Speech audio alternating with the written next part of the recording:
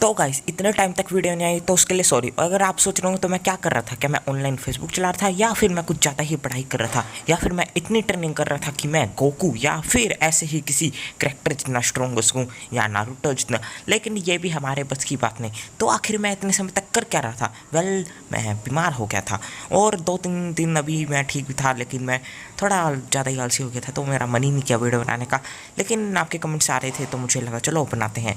तो आज मैं ये वीडियो बना रहा हूँ और इन्जॉय करो। अब तक आपने देखा काकेशी और ज़ाबुज़ा की जो फाइट हो रही है, तब ज़ाबुज़ा अपना मिशजुत्सु करता है जिसका वहाँ पे धुन छान लगती है। फिर काकेशी सेंसेई को मुश्किल होती है। वहीं पे दूसरी तरफ हाकू, सासुके और नारुतो लड़ रहे हैं जिसपे हाकू नारुतो को घायल कर देती है। फिर सासुके नारुतो को बचाने जाता है लेकिन सासुके भी बहुत ज़्यादा घायल हो जाता है, जिसे देख के नारुतो बिल्कुल बेकाबू हो जाता है और उसकी डीमन फोक्स जागने लगती है। और अब आगे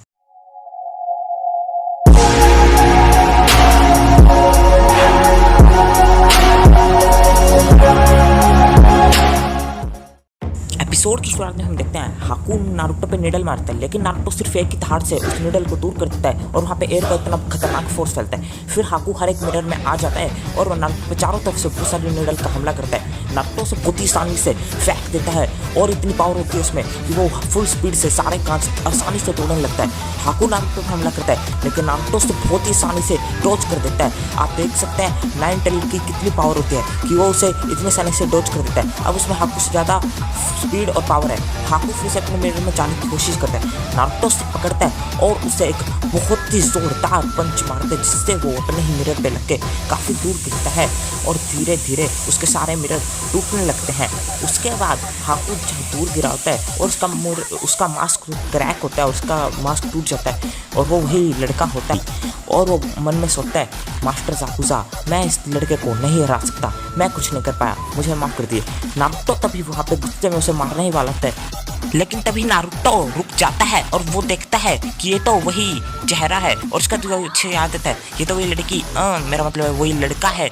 उसका नारुतो रुक जाता है और सोचने लगता है कि अब मैं क्या करूं। हाकू बोलता है कि तुम रुक क्यों गए, तुम्हें मुझे मार देना चाहिए था, तुमने रुकना नहीं चाहिए था, मैंने तुम्हारे दोस्त की जान ले ली, क्या तुम्हें गुस्सा नहीं आ रहा, क्या तुम्हें बदला नहीं लेना था, मैंने तुम्हारे दोस्त की जान ले ली।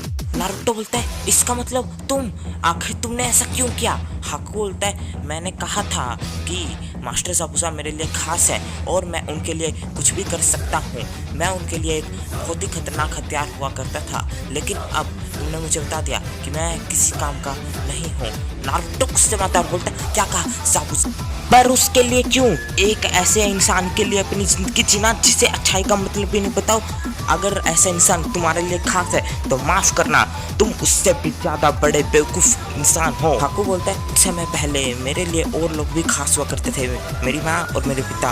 हम ऐसी जगह रहते थे जहाँ पे बहुत बर्फ गिरा करती थी और हमारा परिवार बहुत ही ज़्यादा गरीब हुआ करता था, लेकिन उसके बाद भी हम सब खुशी खुशी रहा करते थे। मेरी माँ और मेरे पिता हम सब भले गरीब थे लेकिन उसके बाद भी हम खुश रहते थे।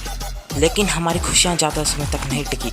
जब शिनोबी वॉर शुरू हुई तो बहुत ज़्यादा तबाही और बहुत ज़्यादा सैनिक मर गए थे।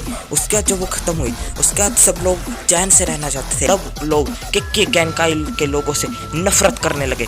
नारुतो बोलता है किक्की गैंकाई, हाकू बोलते हैं किक्की गैंकाई ये एक ऐसी टेक्निक है जो कि बहुत ही कम लोगों में होती है, लेकिन जिनमें भी होती है वो बहुत ही खतरनाक ताकत के साथ पैदा होते हैं और वो बहुत ही ज़्यादा तबाही ला सकते हैं जो पीढ़ी दर पीढ़ी आगे बढ़ती है। और इसी वजह से वहाँ पे बहुत ज़्यादा तबाही हुई और सबको लगा कि ऐसी ताकत रखने वाले लोग आगे चल के ज़रूर कभी फिर से बहुत तबाही लाएंगे, इसलिए हम अपनी ताकत छुपाने लगे, क्योंकि अगर उनको हमारी ताकत के बारे में पता चल जाता तो वो हमें मार देते।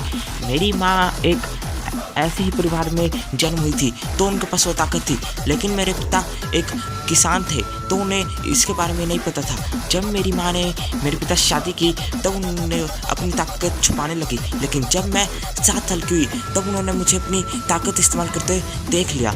उन्होंने गांव के लोगों को बुलाया और मेरी माँ की जान ले ली और उसके बाद जब वो मेरी तरफ बढ़ने लगे तब मैंने उन सब की जान ले ली। उसके बाद मैं इधर उधर भटकने लगी, मैं लाचार थी और मेरे पास कुछ भी नहीं था खाने को, तो मैं भूखी इधर उधर भटकने लगी। मेरे को कोई नहीं आया बचाने के लिए, लेकिन एक दिन मास्टर याकुजा की नज़र मेरी तरफ पड़ी, वो मुझे अपने साथ ले गए, उन्होंने मुझे ट्रेनिंग दी और मैं उनके बहुत काम आई। मैंने उनको अपनी ताकत से बहुत फ़ायदा दिया, लेकिन अब मैं उनके किसी काम की नहीं। तुमने मुझे दिखा दिया नारुतो, मुझ पे वार करो और मेरी जान ले लो।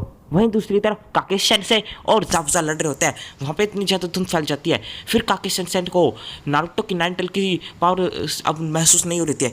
अब वो समझ जाते हैं कि मैं अपना पूरा फोकस ज़ाबुज़ा से लड़ाई पे कर सकता हूँ। तो अपनी पॉकेट से एक स्क्रॉल निकालते हैं और उसके बाद जहाँ पे उनका घाव होता है वहाँ से खून लेते हैं और उस स्क्रॉल पे लगाते हैं। उसके बाद वो अपने हैंड साइन करने लगते हैं और वो ज़मीन पे कोई जुत्सु करते हैं। वैसे इस जुत्सु को स्विमिंग जुत्सु कहा जाता है और इस जुत्सु के बारे में आप अभी मत पूछना क्योंकि स्पॉइलर हो जाएगा आगे के एपिसोड में। इसके बारे में बताया गया है। ज़ाबुज़ा जहाँ पे छुपा होता है तभी वहाँ से ज़मीन फटती है और बहुत सारे कुत्ते आते हैं और उसे बाइट कर लेते हैं और हर तरफ से कुत्ते आके उसे पूरी तरह से जकड़ लेते हैं। उसके बाद काकेशी सेंसेई उसे देखता है और कोहरा कम होने लगता है। तभी काकाशी सेंसेई इस तरह ज़ाबुज़ा को देख के बोलते हैं, वैसे मुझे लगा कि अगर मैं तुम्हें देख नहीं सकता तो मैं तुम्हें सूंघ तो सकता ही हूँ, क्योंकि तुमने जब अपनी तलवार से मेरे ऊपर वार किया तो मेरे कुछ खून के हिस्से तुम्हारी तलवार पे लग गए थे, जिस वजह से मेरे दोस्तों को तुम्हें ढूंढने में बहुत ही आसानी हुई। और अब ज़ाबुज़ा थोड़ी सी भी चालाकी मत करना हिलने की, क्योंकि अगर तुमने कुछ थोड़ी सी भी चालाकी की तो मेरे दोस्त तुम्हारी पोटी पोटी चबा डालेंगे। ज़ाबुज़ा देखो अपने आप को कितने लाचार हो। तुम्हारा मकसद तुम्हें कहाँ से कहाँ ले आया। तुम बस एक भाड़े के टट्टू हो और तुम्हारी वजह से कैटो जैसे घटिया लोग अपने मकसद को बहुत ही आसानी से कामयाब करवा लेते हैं और अच्छे लोग को पीछे हटना पड़ता है। नारुतो ने उस दिन तुम्हें सही नाम दिया था, गंदी नाली का कीड़ा। टासुना एक अच्छा इंसान है, मैं तुझे टासुना को नहीं मारने दूंगा। वो एक हिम्मत वाला है जिसका एक सपना है, ये ब्रिज उसके नेशन के लिए एक आखिरी उम्मीद है, इसलिए तुम्हारा मरना ज़रूरी है। लेकिन मैं तुम्हें अपनी शारिंगन से नहीं मारूंगा, मैं तुम्हें खुद के जुत्सु से मारूंगा। उसके बाद काकेशी सेंसेई अपने हैंड शेक से शाइन लाने लगते हैं और उसके बाद उनके पास लाइटनिंग पावर आने लगती है जो कि गजब की होती है और इसे बोलते हैं लाइटनिंग ब्लेड। और उनके हाथ में लाइटिंग से भी ज़्यादा पावर आ सकती है। आप देख ही सकते हैं ये पावर इतनी कुछ ज़्यादा खतरनाक होती है कि काकेशी सेंसेई को भी कंट्रोल करनी थोड़ी मुश्किल होती है। और ज़ाबुज़ा ये देख के चौंक जाता है और हैरान रह जाता है और काकेशी सेंसेई बोलते हैं मैं तुम्हें इससे मारूंगा। उसके बाद ज़ाबुज़ा बोलता है टाइम पास मत कर काकेशी, अभी समय है, अभी मार दे, अभी तेरे पास बेस्ट मौका है तो मुझे मार दे, अभी मारते। उसके बाद वहीं पे दूसरी तरफ हाकू और नारुतो। हाकू बोलता है कि तुम हिचकिचा क्यों रहे हो, तुम मुझे मार दो और मुझे अपनी इस ज़िंदगी से आज़ाद कर दो। नारुतो बोलता है रुको, भले ही मैं एक निंजा हूँ लेकिन ये अभी मेरे लिए बहुत जल्दी होगा, मैं ऐसा नहीं कर सकता। हाकू बोलते हैं इसमें कोई जल्दी नहीं, मुझे मार दो और मुझे अब इस ज़िंदगी से आज़ाद कर दो। और यहीं पे होता है हमारा एपिसोड 16 ख़त्म। तो गाइस बताना कैसी लगी वीडियो, और वीडियो पसंद आई तो आपको बताइए क्या करना है, और इतनी लेट क्यों आई वीडियो ये भी मैंने बता दिया तो उसके लिए सॉरी। और अगर आपको वीडियो पसंद हो तो लाइक कर देना, शेयर कर देना, सब्सक्राइब दो हमारे चैनल को, बेल आइकन दबा दो और कमेंट करके बताओ कैसी लगी वीडियो, कैसे इंप्रूव करें। और अब मैं कोशिश करूँगा कि रेगुलर आ सकें, लेकिन अभी बीच में मेरे को कुछ दिन काम है। एक दिन मैं आउट ऑफ स्टेशन रहूँगा, शायद 2 दिन भी रहूँ, और इसके बाद 30 या 31 को भी शायद मैं ना कर पाऊँ। तो जिस भी दिन मैं नहीं कर पाऊँगा आप समझ जाना कि मेरे को काम था। और अगर वीडियो आपको पसंद आई है तो भाई शेयर और लाइक तो करना बनता है। कमेंट भी करके बता दिया करो कैसी लगी, एक कमेंट से बहुत मोटिवेशन मिलती है। Thank you for watching, keep loving, keep supporting.